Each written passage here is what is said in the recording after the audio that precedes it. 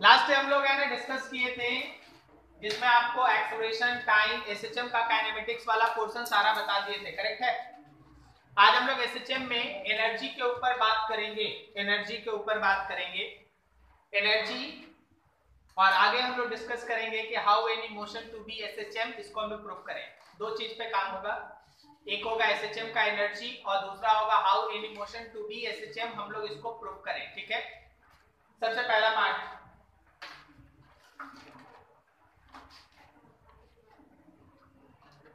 concept of energy of SHM। हो गया, बात हो गया। अब ध्यान लगाते हैं हम लोग। एसएचएम में बॉडी मोशन में रहता है, पहला बात, तो उसके मोशन से रिलेटेड होता है काइनेटिक एनर्जी। और दूसरा, एसएचएम में कोई ना कोई कंजर्वेटिव फोर्स जरूर होगा। जैसे अगर आप स्प्रिंग से जुड़ा हुआ बॉडी को खींचते हैं तो स्प्रिंग फोर्स है, अगर आप एक सिंपल पेंडुलम में बॉब को उसके जगह से हटाते हैं तो एमजी है। कोई ना कोई कंजर्वेटिव फोर्स होगा ही होगा जिस वजह से बॉडी एसएचएम शो करता है, जो बॉडी को मीन पोजीशन की तरफ खींचता है। तो कंजर्वेटिव फोर्स के मौजूद होने से सिस्टम में होता है पोटेंशियल एनर्जी, और बॉडी में मोशन होने की वजह से सिस्टम में होता है काइनेटिक एनर्जी। दोनों एनर्जी अलग अलग पड़ेंगे, फिर दोनों को जब आप ऐड कर देंगे तो आपको मिलेगा टोटल एनर्जी। तो फर्स्ट पार्ट जो आपके सामने डिस्कशन है that is potential energy of SHM, potential energy of SHM, ठीक है। देखो जरा, एक छोटा सा डेरिवेशन है, ये स्कूल में आ सकता है, इसलिए हम इसका डेरिवेशन आपके सामने यहाँ पे कर रहे हैं। मीन पोजीशन है, x इक्वल्स टू प्लस ए है, x इक्वल्स टू माइनस ए है। मान लो किसी क्षण मेरा बॉडी यहाँ से x डिस्प्लेसमेंट पे यहाँ है, x इक्वल्स टू x पे। Let body is at x equals to x। अगर ऐसा है तो क्या बॉडी का acceleration minus omega square x होगा? तो बॉडी पे अगर हम फोर्स का बात करेंगे तो कंजर्वेटिव फोर्स लग रहा है, वो होगा mass into acceleration, so it is minus m omega square x. आप हमको बता रहे हैं क्या कि फोर्स का डायरेक्शन यहाँ किधर है, लेफ्ट या right? Left, towards mean position. जिधर एक्सेलरेशन है उधर है, towards mean position, towards mean position. This is force, conservative force, ठीक है। अब मान लो एक छोटा सा डिस्प्लेसमेंट आप उस बॉडी में प्रोड्यूस किए dx का। Let dx is small displacement, so small work dw, देखो force into displacement into cos of angle between them. देखते चलिए,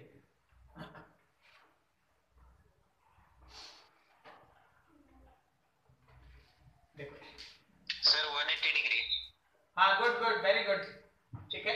देखो फोर्स का डायरेक्शन है लेफ्ट की तरफ और डिस्प्लेसमेंट किधर है, राइट की तरफ। फोर्स है लेफ्ट की तरफ, डिस्प्लेसमेंट किधर है, राइट की तरफ, तो दोनों के बीच का एंगल 180 डिग्री है, ठीक है। अभी देखो यहां से आप लिख सकते हैं f इंटू डी एक्स, और यहाँ हो गया -1। फोर्स का value minus m omega square x, साथ में dx और साथ में -1, ये दोनों माइनस मिलके कैंसिल, तो आपके पास आया that small work is equals to m omega square x dx। देखो यहाँ पे रुक के है ना, आपको कुछ पुराना चीज रिकॉल करा। जब आप फिजिक्स में पोटेंशियल एनर्जी का डेरिवेशन करेंगे, आप हमेशा ध्यान रखिए आप वर्क निकालिएगा और वही वर्क पोटेंशियल एनर्जी के बराबर होता है। याद करो, आप स्प्रिंग में पोटेंशियल एनर्जी निकाले, आप ग्रेविटेशन में निकाले, आप इलास्टिसिटी में निकाले, आप अलग अलग जगह पोटेंशियल एनर्जी जब भी निकालते हैं you have to find work, और जो आप वर्क निकालेंगे वो सिस्टम के पोटेंशियल एनर्जी के फॉर्म में स्टोर होता है, ठीक है।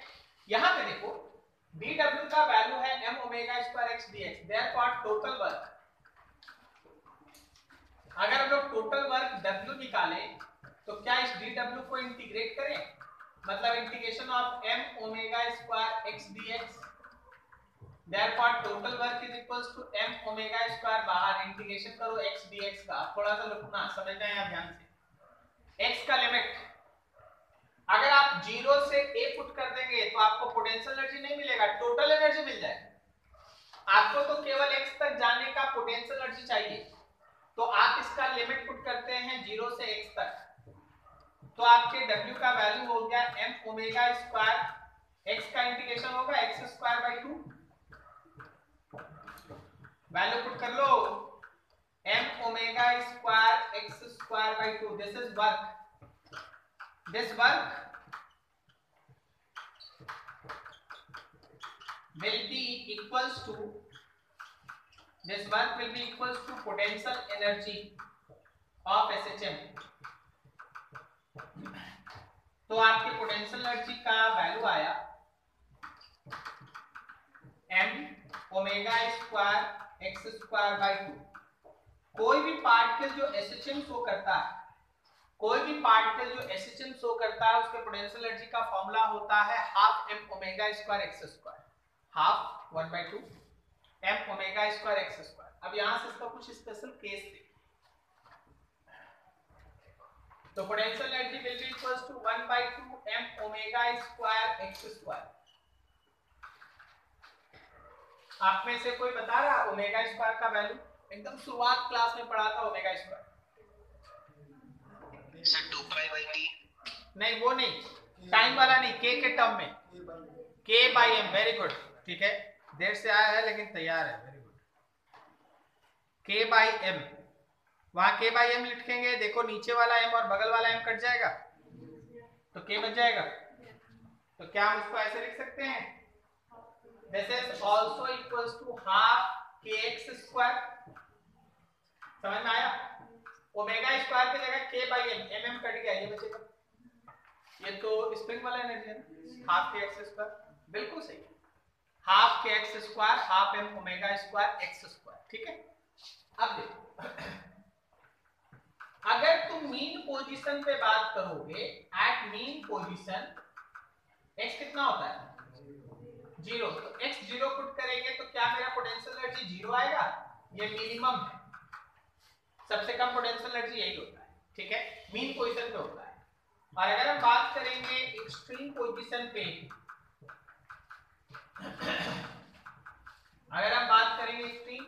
पे, तो x होता है या तो प्लस a या माइनस a, पुट कर लो उस पर, क्या तुम्हारे पोटेंशियल एनर्जी का value half m omega square a square या फिर हाफ k a स्क्वायर होगा? याद रखना ये पोटेंशियल एनर्जी का मैक्सिमम है। अब अगर कोई SHM हो रहा है तो जो आप आधा एनर्जी अभी पढ़े, आधा एनर्जी इसलिए बोल रहे हैं क्योंकि आप पोटेंशियल एनर्जी में पढ़े, तो जब भी वो मोशन SHM शो करेगा ना, तो आपको पता होना चाहिए कि उसका कौन एनर्जी कहां है।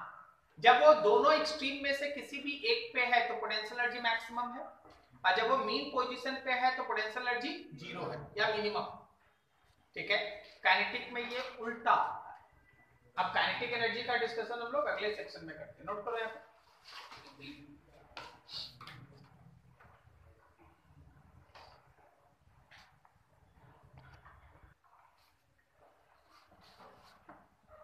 सेकंड पार्ट है हम लोग के पास, SHM में अगर कोई बॉडी मोशन शो कर रहा है तो उसका काइनेटिक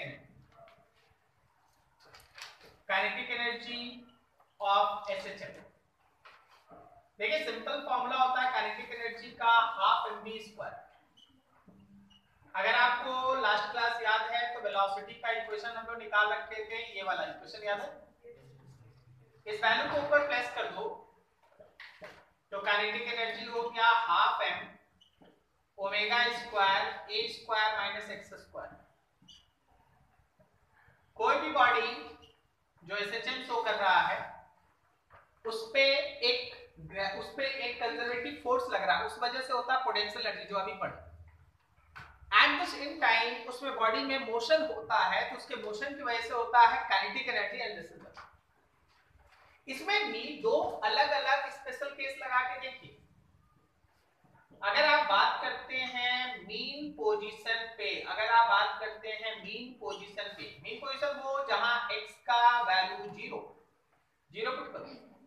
क्या मेरे काइनेटिक एनर्जी का formula half M omega square A square आया? मैक्सिमम, याद रखना काइनेटिक एनर्जी मैक्सिमम। और अगर हम लोग बात करें एक्सट्रीम पोजीशन पे जहां आपके x का वैल्यू या तो प्लस ए या माइनस ए है, अब देखो इसमें चाहे प्लस ए पुट करो या माइनस, उसका स्क्वायर तो ए स्क्वायर ही होगा, A square minus A square is zero, तो काइनेटिक एनर्जी का वैल्यू जीरो। अभी तक तुम्हारे दिमाग में एक इंटरेस्टिंग थिंग आ जाना चाहिए, बस हम एक लाइन बोल दे, ध्यान देना। कोई बॉडी अगर एसएचएम शो कर रहा है तो एक्सट्रीम पोजीशंस पे kinetic energy zero, potential energy maximum, और मीन पोजीशन पे kinetic energy maximum, potential energy zero. ठीक है, अगला बारी है इन दोनों का sum, that is total energy.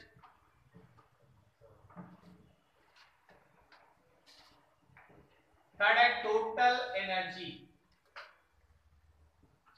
देखिए टोटल एनर्जी मतलब sum of potential energy and kinetic energy. That total energy will be equals to potential energy है half M omega square x square और प्लस काइनेटिक एनर्जी है half M omega square A square minus x square. चलो दोनों को add करो, money मन add करो, देखो एक्स वाला टर्म कट जाएगा और आपके पास टोटल एनर्जी बचेगा half M omega square A square. कोई दिक्कत? आप इसी का दूसरा फॉर्मूला भी लिख सकते हैं, हाफ के स्क्वायर। कोई भी पार्टिकल जो एसएचएम शो करता है उसका पोटेंशियल एनर्जी एक्स का फंक्शन होता है। देखिए पोटेंशियल एनर्जी में एक्स है, पोजीशन के साथ वैरी करेगा, किसी पॉइंट पे जीरो होगा, किसी पॉइंट पे मैक्सिमम होगा, किसी पॉइंट पे कोई और वैल्यू होगा। Kinetic energy also function of x, मतलब पोजीशन, कहीं ज्यादा कहीं कम, कहीं जीरो कहीं मैक्सिमम, लेकिन टोटल एनर्जी हमेशा कांस्टेंट होता है। टोटल एनर्जी कैसा है? कांस्टेंट। चाहे आप कोई भी बॉडी का एसएचएम में किसी भी पॉइंट पे बात करेंगे, the sum of potential energy and kinetic energy always remains constant. The sum of potential energy and kinetic energy always remains constant. That total energy is constant. ठीक है, तो यहाँ पे कुछ पॉइंट्स हम बोल रहे हैं। Potential energy and kinetic energy are function of position. कुछ मन में है क्या आयुष? हमको लगा कुछ बोल रहा था, एक्सेप्शन ऐसा कुछ।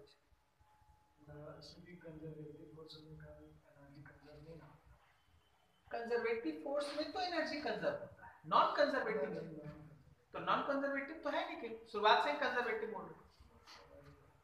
ठीक है, potential energy and kinetic energy are function of position, but total energy always remains constant. कैसा रहेगा टोटल एनर्जी? कांस्टेंट रहेगा। ठीक है, बहुत अच्छा हाई लेवल का जब एसएचएम का क्वेश्चन होता है तो केवल इस लाइन से बनता है कि total energy remains constant.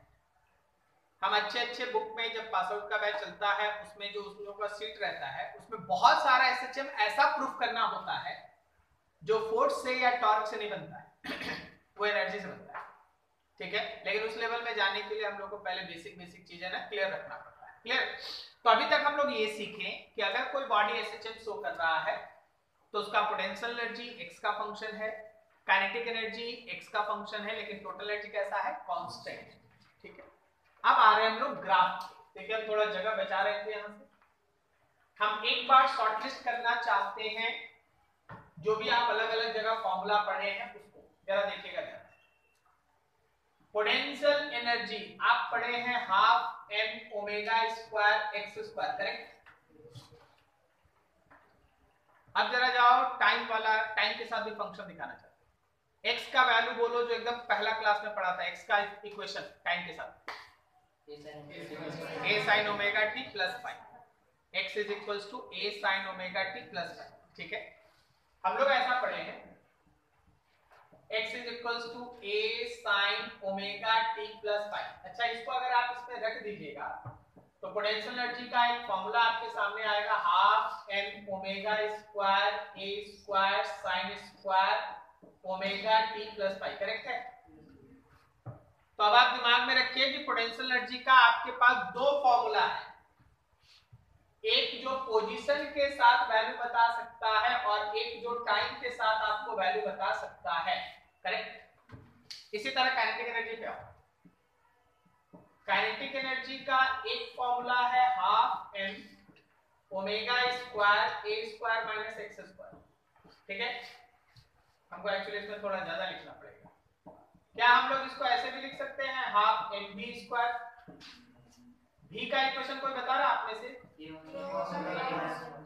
a omega cos omega t plus five. चलिए इसको भी रख देते हैं, यहाँ पर, यहाँ रख देते हैं। तो मेरे पास काइनेटिक एनर्जी का फॉर्मूला आ गया, half m omega square a square cos square omega t plus five. तो आप काइनेटिक एनर्जी का भी दो फॉर्मूला दिमाग में रखेंगे, एक पोजीशन पे बेस्ट ये रहा और एक टाइम पे बेस्ट ये रहा। करेक्ट है? और बाकी तो आपके पास टोटल एनर्जी है। टोटल एनर्जी को इन सबसे कोई मतलब नहीं होता, वो तो कांस्टेंट है। Half m omega square a square, ये कांस्टेंट है। देख लो, यहां तक किसी को कोई डाउट, कोई मन में संकोच? आगे है ग्राफ, इसका ग्राफ ही बनाना है इसका। अब ग्राफ देखिए,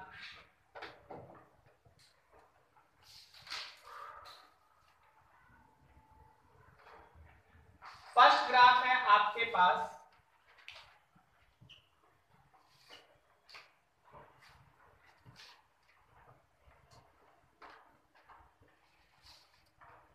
ग्राफ है आपके पास वर्टिकल एक्सिस पे एनर्जी। यह है x equals to 0 mean position, यह है x इक्वल्स टू -8 और यहां है x इक्वल्स टू +8।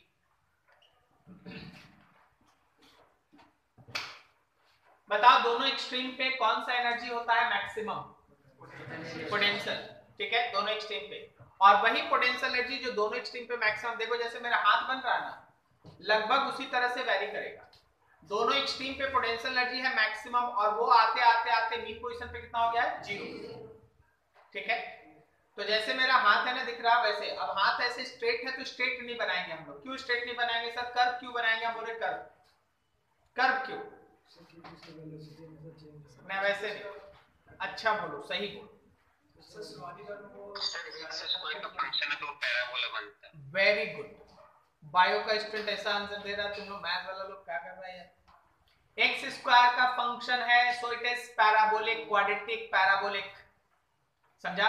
तो ऐसा स्ट्रेट नहीं बनाएंगे, जैसे मेरा हाथ स्ट्रेट है वैसे नहीं बनाएंगे, कर्व बनाएंगे, पैराबोला बनाएंगे। समझे? पैराबोला यहां से चलेगा, ऐसे टच करता हुआ यहां तक जाएगा। Is this clear? एक इसका कर्व हो गया भाई पोटेंशियल एनर्जी का। अब काइनेटिक एनर्जी इसका उल्टा बना देते। ठीक है, काइनेटिक एनर्जी इसका उल्टा बना देते। दिस इज काइनेटिक एनर्जी, उसमें भी तो एक्स स्क्वायर ही है, तो ये है काइनेटिक एनर्जी। चलिए बढ़िया, बताइए तो टोटल एनर्जी कहां है?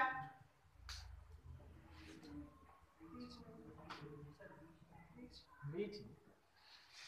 ऐसा बीच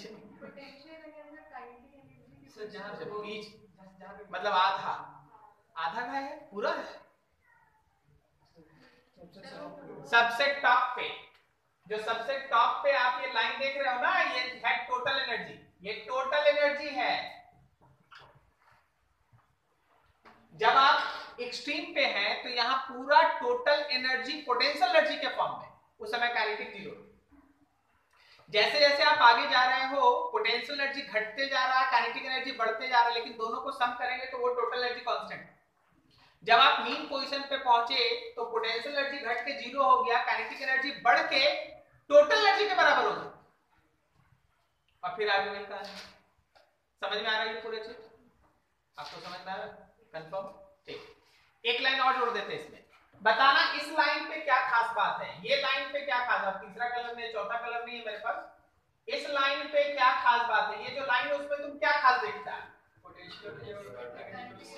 वेरी गुड, इस लाइन पे पोटेंशियल एनर्जी और काइनेटिक एनर्जी दोनों बराबर है। ठीक है, इस लाइन पे पोटेंशियल एनर्जी और काइनेटिक एनर्जी दोनों क्या है, बराबर है। हम आपसे एक छोटा सा क्वेश्चन पूछते हैं, ठीक है भाई, बराबर तो है, तो वो पोजीशन बताओ जहां पोटेंशियल एनर्जी और काइनेटिक एनर्जी दोनों बराबर होता है। दो जगह है ना, a/रूट लास्ट टाइम बनवा देते हैं, नहीं अभी देख लो, यहाँ देख लो, काइनेटिक एनर्जी और पोटेंशियल एनर्जी को इक्वल कर रहे हैं। देखना थोड़ा सा जगह कम है, हमको यही खत्म करना है सब एक साथ, ध्यान रखना। काइनेटिक एनर्जी में लिखते हैं half m omega square a square minus x square, और पोटेंशियल एनर्जी में लिखते हैं half m omega square x square. अब देखो half m omega square cut गया, a square minus x square is equals to x square, ये x square को उधर भेजो, a square is equals to 2x square. तो जब आप यहां से x निकालिएगा तो प्लस माइनस a/√2 आएगा, ये है प्लस a/√2 और ये है माइनस a/√2, प्लस a/√2 और लेफ्ट वाला माइनस a/√2। अगर हम आपसे पूछे कि कोई पार्टिकल एसएचएम शो कर रहा है भाई, बता कौन से पोजीशन पे उसका पोटेंशियल एनर्जी और काइनेटिक एनर्जी बराबर होता है, then your answer is plus minus a/√2। तरीका सामने, दोनों को इक्वेट कर दिए, बराबर कर दिए। ये जो ग्राफ है वो किस किस के बीच का फंक्शन है, एनर्जी और पोजीशन। एक और ग्राफ बनता है जो एनर्जी और टाइम का बनता है, ठीक है, एनर्जी और टाइम। अच्छा यहां बताना जरा आपको, आप लोगों को sine square theta cos square theta का ग्राफ आता है, नहीं आता, ठीक है, कोई बात। चलो हम आपको पहले हमें चार छोटा छोटा ग्राफ दिखा लेते हैं, सब कोई सीख लो, पहले सीख लो, उसके बाद फिर हम लोग है ना उसका ग्राफ बना लेंगे, कोई बात नहीं, पहले आप सीख लो। देखो ऐसा जो कर्व आप देखते हैं ये होता है फॉर साइन थीटा, और अगर आप एम्पलीट्यूड से स्टार्ट करके आगे बढ़ रहे हैं this is for cos theta, okay.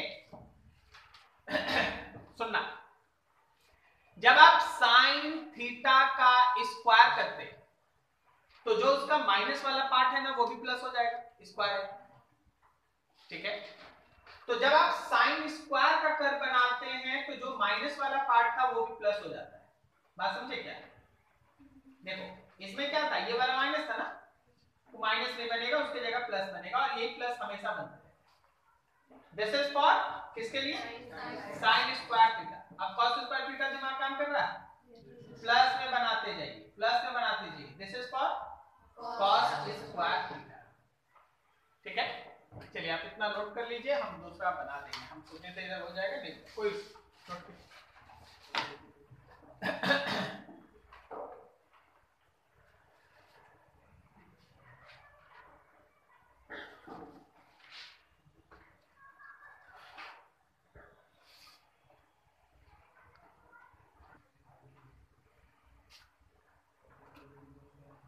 देखो नेक्स्ट पार्ट में हम लोग एनर्जी का इस पर्टिकुलर टाइम के साथ है ना ग्राफ बनाने जा रहे हैं, सबको जरा ध्यान दीजिएगा इधर। पोटेंशियल एनर्जी में साइन स्क्वायर है तो साइन स्क्वायर की तरह होगा, काइनेटिक एनर्जी में कॉस स्क्वायर है तो कॉस स्क्वायर की तरह होगा, ठीक है। पर टोटल एनर्जी तो कांस्टेंट, तो कांस्टेंट है तो ऐसा स्टेट होगा। तो हम लोग जो अगर टाइम के साथ इसका ग्राफ प्लॉट करते हैं, देखो इसको हटाना होगा या यही कर लेते हैं,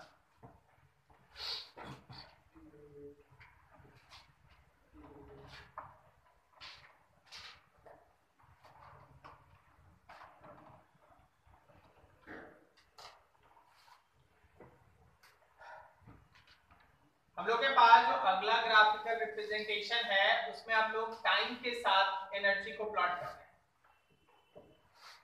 ये हमारे पास 0 टाइम है, ये t/4 है, ये t/2 है, ये 3t/4 है, ये 1 साइकिल हो गया। फिर आगे बढ़ जाओगे तो इसी तरह से है ना हम लोग के पास 5t/4 एंड सो ऑन चलते रहेगा। ये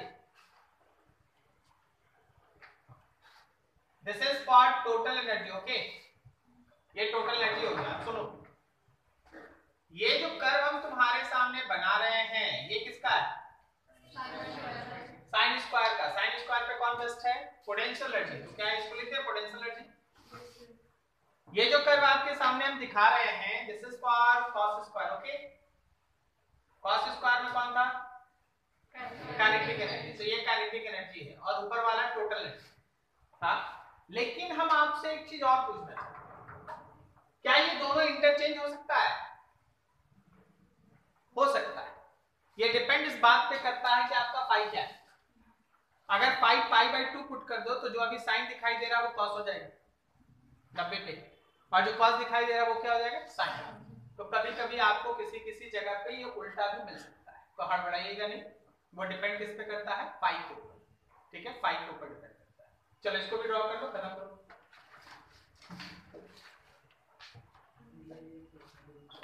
जल्दी करो।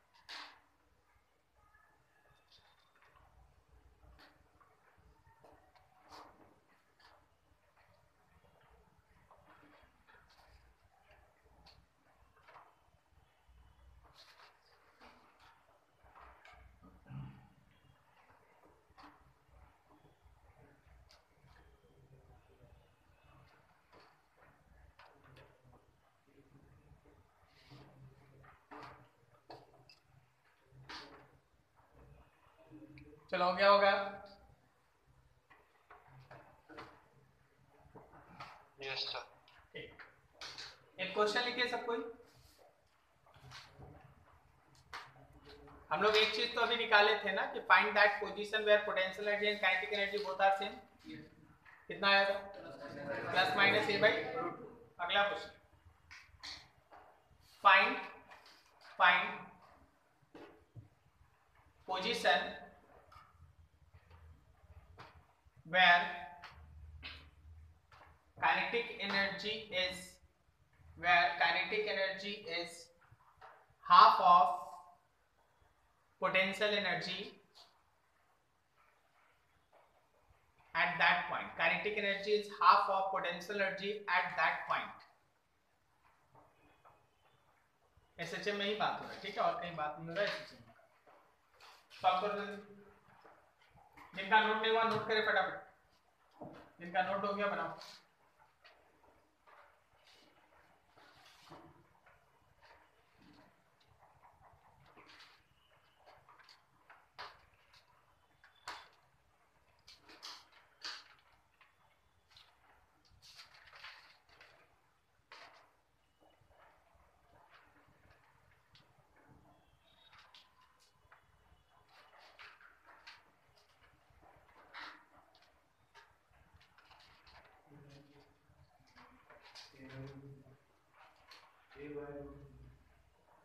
Sir plus minus a by root 3।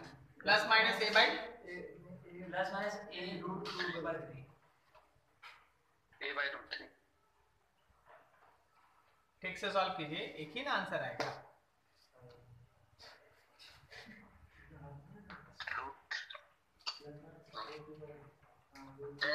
हाँ बोलो ना।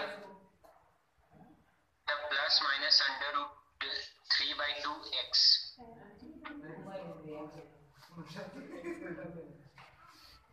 अरे x ना निकालना भाई। सर हाँ बोलो। a by root 3। Plus minus a by root 3। बहुतों का यही आंसर है तो मान लेते सही है। जिनका नहीं आया दोनों तरफ जैसा बोले हैं वैसा फॉर्मेट लिखो, फॉर्मूला पुट करो, सॉल्व करो।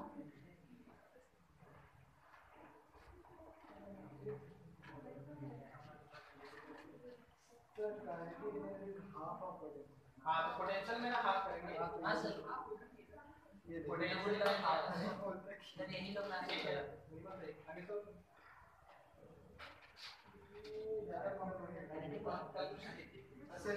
माइनॉरिटी का आंसर सही है।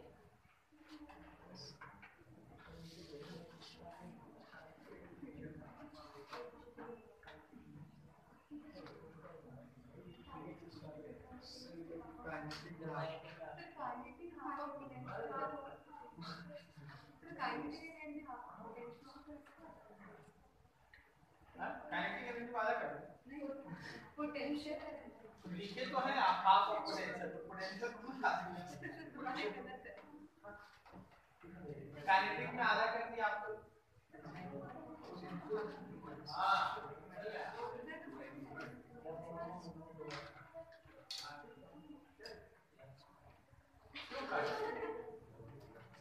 आप आगे तो बोल रहे हो बहुत टेंशन सेल्फ कॉन्फिडेंस मेरा गलती क्या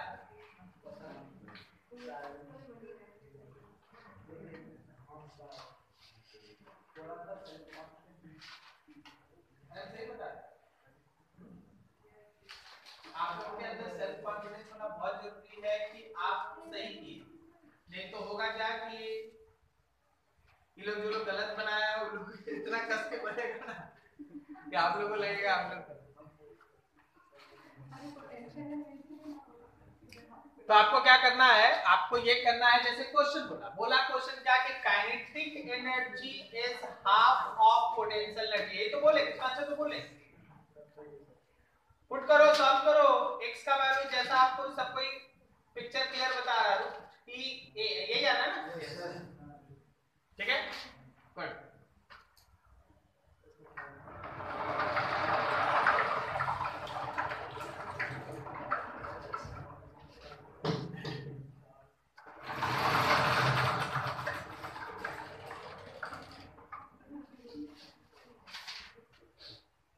वैसे हमारी सोसाइटी में ऐसा होता है, जो लोग गलत होता है ना इतना कस के बोलता है ना कि सही बोला तो वो लगता है। चलिए आगे हम लोग बढ़ते हैं, जिसमें हम लोग किसी मोशन का एसएचएम होना मैथमेटिकली प्रूफ करेंगे, ठीक है। एक्चुअली दो सेक्शन आपके एसएचएम का खत्म है, थर्ड में हम लोग इंटर कर रहे हैं, सुनते जाइएगा, बहुत इंटरेस्टिंग और बहुत खराब, बहुत इंटरेस्टिंग और बहुत अलग तरह का सेक्शन स्टार्ट है, जहां आपको है ना जनरल कॉन्सेप्ट से कोई भी मोशन, देखो इस पूरे यूनिवर्स में कितना एसएचएम है उसका कोई गिनती नहीं, लाख 2 लाख 5 लाख क्या मोशन इज एसएचएम। तो अब 2 लाख 5 लाख एसएचएम थोड़ी ना पढ़ाएंगे हम, उसकी जगह पढ़ाएंगे आपको एक जनरल मेथड कि अगर कोई मोशन एसएचएम प्रूव करना हो तो आपको इस मेथड में उसको कॉपी पेस्ट करना पड़ता है, ठीक है, और बाकी यूज करना पड़ता है उस सिचुएशन के हिसाब से जो मैथमेटिकल टूल है उसको। कोई भी मोशन एसएचएम है या नहीं इसका पता हम लोग दो लेवल में करते हैं, एक जनरल लाइफ का एक्सपीरियंस और कुछ बेसिक बात, जैसे एसएचएम में एक पॉइंट के आगे पीछे जाना चाहिए, ठीक है, एसएचएम में है ना एम्पलीट्यूड छोटा होना चाहिए, मतलब छोटा डिस्प्लेसमेंट होना चाहिए, सब जनरल बात। अब हम बोलेंगे देखो रोड पे एक ऑटो जा रहा है उसका मोशन एसएचएम है या नहीं, तो तुम मैथमेटिक्स नहीं ना सॉल्व करेंगे, बोले नहीं सर चल गया सर, कोई पॉइंट के आगे पीछे तो कर नहीं रहा सर, ठीक है, वो मोशन कैसे हो सकता है एसएचएम, बात खत्म, यही पर सही है। तो कुछ मोशन आपको देखते ही पता चल जाएगा कि मोशन इज नॉट एसएचएम, जैसे मेरा मोशन, हम जब यहाँ घूम रहे हैं क्या ये एसएचएम है, कैसे इधर से गए फिर इधर से आए, अब फिर उतना ही सेकंड पे फिर गए फिर आए, कि फिर उतना ही सेकंड पे फिर गए फिर आए, नहीं टाइम पीरियड नहीं है sir, motion is not SHM, बनाने क्या जरूरत, क्या ठीक बोले, ठीक है। तो ऐसे एक जनरलाइज भी, लेकिन जब आपको दिखेगा कि नहीं इसमें टाइम पीरियड भी है, ये एक पॉइंट के आगे पीछे भी कर रहा है, स्मॉल डिस्प्लेसमेंट भी है, अब बताओ मोशन हो सकता है एसएचएम, नहीं भी हो सकता है, तब आपको मेरे बताए गए रास्ते से चलना पड़ेगा, ठीक है। ऐसा नहीं कि देखो एक पेन के ऊपर से नीचे आ गया, मोशन एसएचएम है या नहीं है यार, ठीक है, क्यों नहीं, अब आप केवल टाइम से सोच रहे हैं, डिस्टेंस ज्यादा है, साथ में जब ये ऊपर जा रहा था तो ठीक है एक्सेलरेशन नीचे था, लेकिन जब नीचे आ रहा था तो भी एक्सेलरेशन नीचे ही था। सही, डायरेक्शन तो उल्टा होना चाहिए। तो ऐसा ऐसा बात, एक्सेलरेशन कांस्टेंट भी है, ये भी एक बात। जी कैसा है, कांस्टेंट है, जबकि एसएचएम का एक्सेलरेशन कांस्टेंट नहीं होता, एसएचएम का एक्सेलरेशन एक्स का फंक्शन होता है। यहां तो जी है, कांस्टेंट है, इसलिए भी मोशन एसएचएम नहीं। बात समझा? तो ऐसे बहुत सारा चीज होगा जो जनरल भाषा में ही खत्म हो जाएगा, लेकिन कुछ होगा जहां बहुत डेप्थ में चला जाएगा, तो वहां हम जो स्टेप बता रहे हैं वहां से बात करेंगे। ठीक है, नीचे लिखो topic. General concept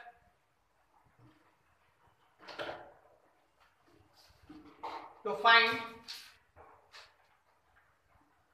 SHM motion, SHM, general concept to find SHM। नीचे लिखो, स्टेप बाय स्टेप लिखना। फर्स्ट में लिखो body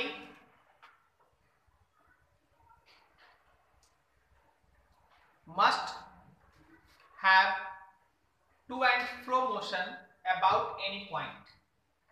Body must have to and fro motion about any point.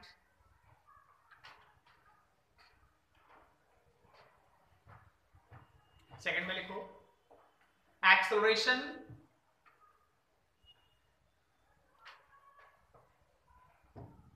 should not be constant।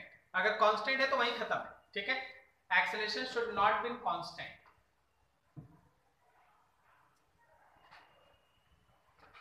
Next point, give small displacement. अब यहां से कुछ काम चल रहा है। अगला पॉइंट में लिखो give small displacement from mean position and draw proper free body diagram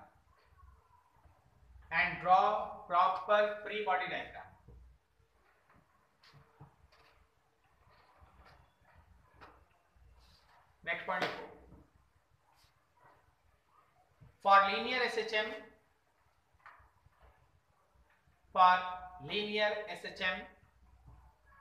find net force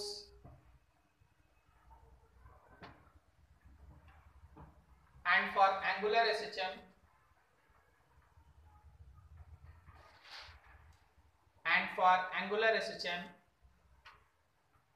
find net torque। next point, use Fnet equals to ma,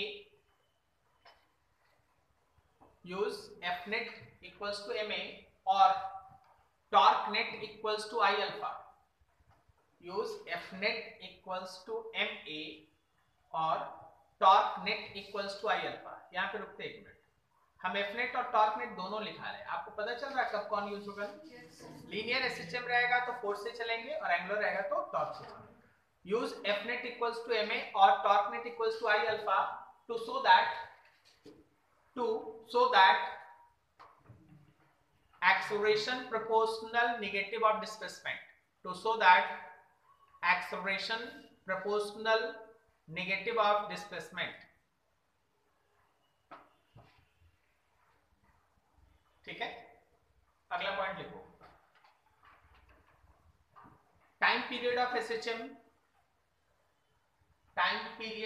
SHM. Formula बोलो क्या होता है? T equals to 2 pi under root displacement by acceleration। आपको पिछले class में पढ़ाया गया।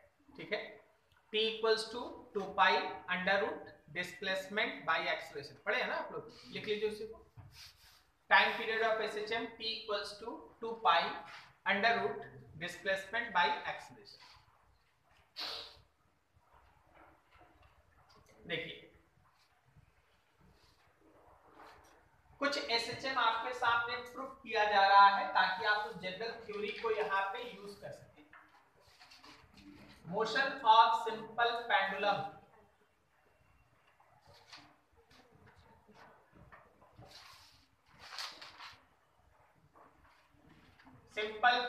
का मोशन देखो जरा,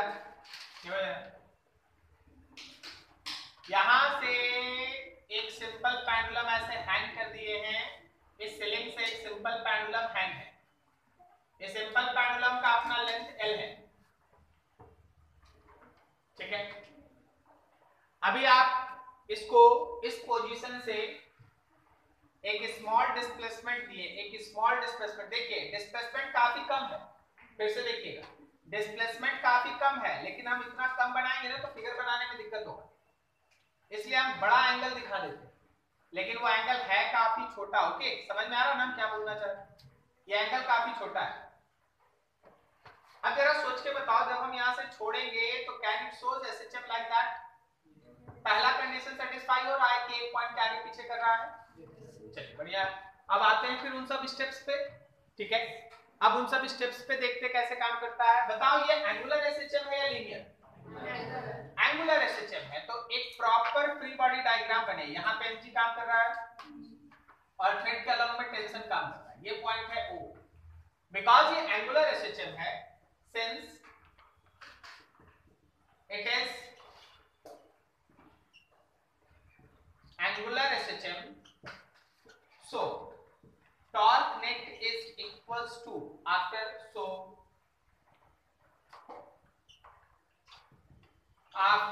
small displacement क्या लिख सकते हैं? Torque net is equals to, देखो जरा टॉर्क नेट दो कारण से, एक टेंशन का टॉर्क और एक mg का टॉर्क अबाउट O पॉइंट के अबाउट में घूम रहा है। टेंशन का टॉर्क O पॉइंट के अबाउट में कितना है? जीरो, वेरी गुड, क्योंकि उस फोर्स का लाइन ऑफ एक्शन वहीं से जा रहा है। अगर फोर्स का लाइन ऑफ एक्शन वहीं से जा रहा है तो उसका टॉर्क जीरो होगा। तो चलो भाई, टेंशन वाला टॉर्क तो जीरो। अब mg वाले के लिए mg into perpendicular distance, mg का लाइन ऑफ एक्शन ड्रॉ किया जाए। देखो ये है mg का लाइन ऑफ एक्शन, इस लाइन पे mg काम कर रहा है, ये एंगल थीटा है तो ये भी थीटा है, और अगर लेंथ l है तो ये l, तो क्या यहां से लेके यहां तक का ये डिस्टेंस l sin थीटा है? क्या ये काम करेगा परपेंडिकुलर डिस्टेंस की तरह? ये है लाइन ऑफ एक्शन mg का, तो ये है परपेंडिकुलर डिस्टेंस O से, तो यहाँ परपेंडिकुलर डिस्टेंस में हो गया l sin थीटा। इसका मतलब ये है कि your net torque will be equals to mgl sin theta. Torque को हटा दो I अल्फा से जो आप लिखे थे, mgl sin थीटा, क्या आप अल्फा को लिख सकते हो mgl by I and sin theta? अब सुनिए, हमेशा एसएचएम में एक लाइन जरूर काम करता है कि डिस्प्लेसमेंट छोटा होना चाहिए।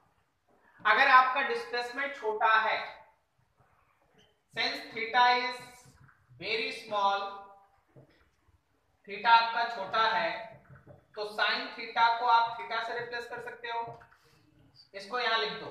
सो alpha will be equals to mgl by I, और साथ में यहां थीटा लिखें। अब बात आ गया है डायरेक्शन पे, दोनों तरफ वेक्टर है, लेफ्ट हैंड साइड में एंगुलर एक्सीलरेशन है, राइट हैंड साइड में एंगुलर डिस्प्लेसमेंट है। जरा देखना फिगर ध्यान से, डिस्प्लेसमेंट है एंटी क्लॉकवाइज, छोड़ेंगे तो एक्सीलरेट किधर होगा? क्लॉकवाइज। जब तुम इधर इधर डिस्प्लेस करके छोड़ोगे, देखो डिस्प्लेसमेंट है इधर, छोड़ने से आएगा इधर अपोजिट में, तो डायरेक्शन जो हमारे अल्फा और थीटा का है, since direction of alpha and theta are opposite, therefore आप लिखोगे alpha is equals to mgl by I and minus theta। See this equation, सामने वाला जो टर्म है mgl by I, ये तो कांस्टेंट है, तो angular acceleration proportional to minus theta, so motion is SHM। ये लाइन समझा? जितना भी SHM प्रूफ करने आएगा ना, आपको यहीं तक पहुंचना होगा, ये दिखाना होगा कि एक्सेलरेशन जो है वो माइनस ऑफ डिस्प्लेसमेंट के साथ प्रोपोर्शनल है, सामने में कोई ना कोई कांस्टेंट होगा, किसी ना किसी तरह का कांस्टेंट होगा। तो यहाँ mgl by I ये कांस्टेंट है, I मतलब मोमेंट ऑफ इनर्शिया, तो अल्फा और माइनस थीटा प्रोपोर्शनल है, अल्फा और माइनस थीटा प्रोपोर्शनल है, तो आप इसको SHM कह सकते हैं। समझे क्या? ये मोशन हो गया SHM। अगर ये मोशन SHM है, नाउ टाइम पीरियड। अब आ जाओ टाइम पीरियड पे। ये मोशन एसएचएम है। अब टाइम पीरियड पे आ जाइए। टाइम पीरियड का फॉर्मूला आपके सामने है 2 pi under root displacement by acceleration, सही है ना। डिस्प्लेसमेंट में थीटा, एक्सेलरेशन में अल्फा। चलिए आप ही को छोड़ते हैं, आप देख के बताइए। माइनस साइन को बोल जाइएगा थोड़ी देर के लिए, यहां सोचिए ना, माइनस छोड़ बताइए। थीटा बाई अल्फा करेंगे, राइट हैंड साइड में थीटा में अल्फा से डिवाइड करेंगे तो ये दोनों जब लेफ्ट में आएगा तो क्या आएगा? बोलो बोलो किसको बोलो, आई बाई एमजीएल। सबका आ रहा? फिर से थीटा में अल्फा से डिवाइड कर दिए तो आई ऊपर और एमजीएल नीचे आ गया। तो आप लिखते हैं इस एसएचएम का time period 2 pi under root inertia by MGL. अब यहां हो जाता है कंफ्यूजन स्टूडेंट्स को। सर बचपन से पढ़ते आए सिंपल पेंडुलम के टाइम पीरियड का फॉर्मूला होता है 2 pi under root L by G. आप यूनिट एंड डायमेंशन में बहुत सारा क्वेश्चन बनाए एरर से। 2 pi under root L by G, correct. तो सर ये आई बाई एमजीएल क्या है? कुछ नहीं है, आई इनर्शिया है, बॉल का इनर्शिया पुट कर देता है। जब बॉल इस ओ पॉइंट से एल डिस्टेंस अवे है तो कोई भी मास अगर किसी पॉइंट से आर डिस्टेंस अवे है तो क्या उसका इनर्शिया mr स्क्वायर होता है? अगर मास किसी पॉइंट से आर डिस्टेंस अवे है तो क्या उसका इनर्शिया mr स्क्वायर होता है? तो क्या अभी बॉब का इनर्शिया ml स्क्वायर लिख दे? समझ रहे हो क्या बोल रहे हैं? ये रोटेशन से है, ठीक है। Since moment of inertia of bob is ml square, तो इसको यहां प्लस किया। Time period is 2 pi under root ml square और नीचे mgl। देखिए m कैंसिल, l से square cancel, so t will be equals to 2 pi under root l by g, जो आपका जाना पहचाना फॉर्मूला है टाइम पीरियड ऑफ एसएचएम का, ठीक है। जो डिस्कशन अभी आपके पास है उसको आप किस कैटेगरी में रखेंगे? लीनियर एसएचएम या एंगुलर? एंगुलर। प्रोसेस को अडॉप्ट करो। सबसे पहले चेक कर लिया, हाँ भाई आगे पीछे कर रहा है। जनरली आपको है ना 100 में से 99 क्वेश्चन में आगे पीछे जरूर करेगा, ठीक है। अब बोल ही देगा आपको, तो लगभग क्वेश्चन में बोल दिया जाएगा कि भाई ये मोशन एसएचएम है, प्रूफ करके दिखाओ, ठीक है। तो आपको उसी हिसाब से सोचना कि मोशन एसएचएम है। आपको मैथमेटिक्स का तोड़ मोड़ करना पड़ेगा थोड़ा सा, क्योंकि देखिए डिस्प्लेसमेंट छोटा होता है। डिस्प्लेसमेंट छोटा होता है तभी आप साइन थीटा को थीटा लिख सकते हैं, और डिस्प्लेसमेंट छोटा होता है तो मैथमेटिकल एडजस्टमेंट आपको करने आना चाहिए, ठीक है। Then motion can be SHM. Clear है? नोट करो इसको अच्छे से।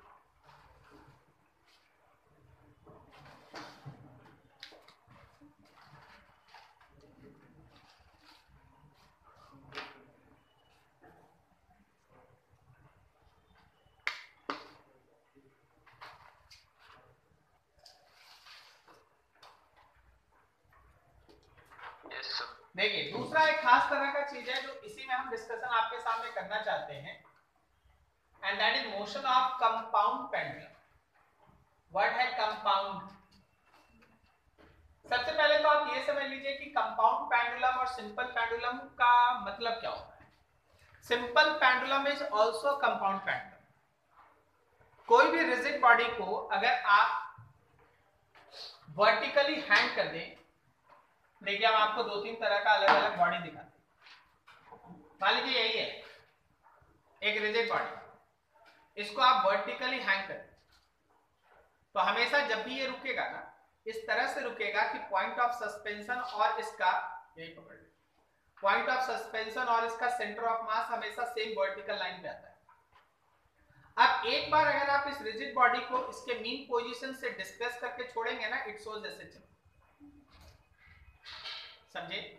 किसी भी शेप का रिजिड बॉडी उठा लो, जैसे मेरे पास लैमिना है, तुम एक स्टिक उठा लो, होगा नजर, मान लो ये स्टिक, इस स्टिक को यहां से पकड़ लिए, जैसे ही आप हैंग कीजिएगा वो इस तरह से हैंगी होगा कि पॉइंट ऑफ सस्पेंशन और centre of mass same vertical line पे गिरे। अब यहां से आप इसको डिस्प्लेस करके छोड़ दीजिए, इट शोज एसएचएम। कोई भी रिजिड बॉडी को अगर हम लोग वर्टिकली हैंग करते हैं तो पॉइंट ऑफ सस्पेंशन, देखो जैसे ये एक रिंग है, मान लो रिंग टाइप है, आप इसको वर्टिकली हैंग कर दिए फिंगर से तो ये इस तरह से रुका, पॉइंट ऑफ सस्पेंशन इसका सेंटर ऑफ मास एक लाइन पे है। अगर आप वहां से इसको डिस्प्लेस करके छोड़ देंगे, इट शोज एसएचएम। इस तरह का रिजिड बॉडी कंपाउंड पेंडुलम कहलाता है। आपका सिंपल पेंडुलम भी कंपाउंड पेंडुलम का ही एक example. Simple pendulum is also compound pendulum, उसमें रिजिड बॉडी में नीचे बॉब लगा है, थ्रेड लगा है, ठीक है। अब सुनो, अगर हम कोई भी कंपाउंड पेंडुलम लेते हैं तो डेरिवेशन में थोड़ा सा भी चेंजेस नहीं होता, बस फिगर थोड़ा बदल जाता। समझना, मेरे पास है कोई एक रिजिड बॉडी ऐसा, ठीक है, इस रिजिड बॉडी में ये है पॉइंट ऑफ सस्पेंशन और ये जहां दिख रहा है उसको हम लोग कहते हैं सेंटर ऑफ मास। जब आप रिजिड बॉडी को थोड़ा ट्विस्ट किए तो सेंटर ऑफ मास यहां से शिफ्ट करके यहां चला गया, ऐसे लटका होता उसको आप ऐसे टेढ़ा किए, सेंटर ऑफ मास यहां से चल के यहां चला गया, ठीक है, छोड़ दिए, मोशन वही होगा जो यहां हो रहा है, बनेगा वैसे ही जैसे टॉर्क है, बस उसमें टेंशन नहीं होगा क्योंकि वहां थ्रेड नहीं। ओके, टेंशन वाला टर्म हटा देते हैं, बाकी कॉपी पेस्ट यहां तक। उसके बाद जैसा बॉडी वैसा इनर्शिया। इस केस में क्या था, सिंपल पेंडुलम था, उस हिसाब से इनर्शिया पुट किए। अगर मेरे पास लैमिना रहेगा उसका इनर्शिया डालेंगे, रॉड रहेगा उसका इनर्शिया डालेंगे, रिंग रहेगा उसका इनर्शिया डालेंगे, ठीक है, जैसा बॉडी वैसा इनर्शिया। तो सर एल किसको स्टैंड करता है? एल स्टैंड करता है the distance between point of suspension and centre of mass. समझ गए? देख के बताना। ये जो मेरे पास स्टिक है ये 70 सेंटीमीटर का है, 70, तो सेंटर ऑफ मास होगा 35 पे। अगर हम इसको 10 सेंटीमीटर पे पकड़ लें और उसके बाद ऐसे डिस्प्लेस करके छोड़ दें, एसएचएम बताओ एल कितना लोगे? 25 लेंगे, क्योंकि 10 पे आप पकड़े हैं और 35 पे है तो डिस्टेंस तो 25 ही बचा। समझ गया? अभी मान ले जैसे हम लोग के पास इस तरह का एक रिंग है, ये रिंग है, इसको मैंने ऐसे रखे, बताओ इस केस में एल कितना लोगे? आर लेंगे, पॉइंट ऑफ सस्पेंशन और सेंटर ऑफ मास के बीच का डिस्टेंस रेडियस के बराबर, ठीक है। इनर्शिया समझ रहे हो? इनर्शिया निकल जाएगा समय पे, तो इनर्शिया प्रॉपर्ली निकाल के केवल यहां पुट कर देना, एल के जगह पे डिस्टेंस पुट करना, सॉल्व करो आंसर। चाहे जैसा रहेगा पेंडुलम सब सॉल्व होता है, ठीक है। लिखो नीचे compound pendulum,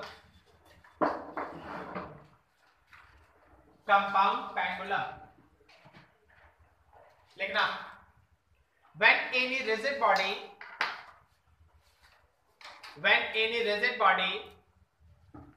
is freely suspended,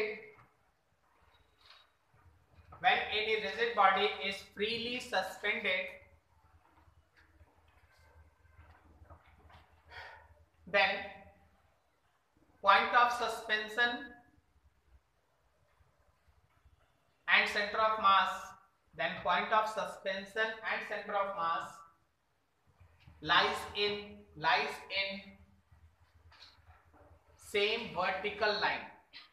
Point of suspension and center of mass lies in same vertical line, ठीक है। पैराग्राफ चेंज करके नीचे लिखना, when this body is slightly displaced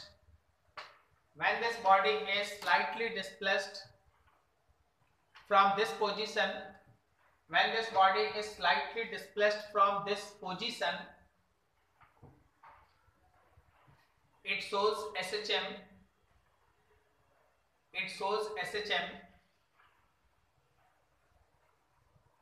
and this pendulum is called compound pendulum. This pendulum shows SHM and this pendulum is called compound pendulum, ठीक है।